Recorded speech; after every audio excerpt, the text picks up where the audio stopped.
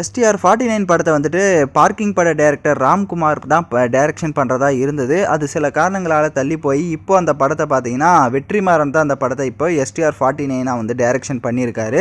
But அந்த படம் drop ஆனதுக்கு என்ன காரணம் அப்படின்றத டைரக்டரே இப்போ வந்துட்டு ரிவீல் பண்ணியிருக்காரு. ஸோ இந்த படத்தினுடைய ஸ்டோரி லைனை பார்த்தீங்கன்னா முக்கால்வாசி முடிச்சிட்டாராம். பட் கிளைமேக்ஸை பார்த்தீங்கன்னா ஸ்டோரி லைனை வந்துட்டு எழுதாமல் இருக்கேன். ஸோ அதை வந்துட்டு நான் ஃபுல் அண்ட் ஃபுல்லாக வந்துட்டு கம்ப்ளீட் பண்ணிவிட்டு நீ வா, நம்ம பொறுமையாகவே பண்ணுவோம், பண்ணுற ஒரு படம் தரமாக இருக்கணும் அப்படின்ட்டு சிம்பு அவர்களே சொன்னதாக சொல்லியிருக்காரு.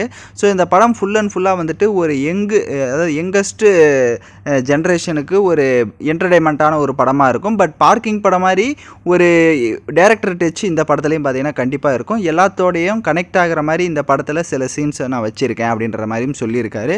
ஸோ அதனால் இந்த படம் வந்துட்டு நடக்கும், ஆனால் அது வந்துட்டு கொஞ்சம் லேட் ஆகும், டிலே ஆகும் அப்படின்றதும் பார்த்தீங்கன்னா டேரக்டரே வந்து மென்ஷன் பண்ணியிருக்காரு.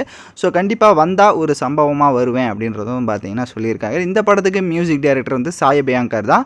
ஸோ சந்தானம் அப்புறமா கயாடுல் லாஹர் ஸோ எல்லாருமே வந்து நடிச்சிருக்காங்க. பட் வெயிட் பண்ணுவோம். ஸோ நீங்கள் இந்த படத்துக்கு எந்த அளவுக்கு ஒரு எக்ஸைட்மெண்ட்டாக இருக்கீங்கன்னு மறக்காமல் கமெண்ட் பண்ணிவிட்டு சப்ஸ்கிரைப் பண்ணுங்கள்.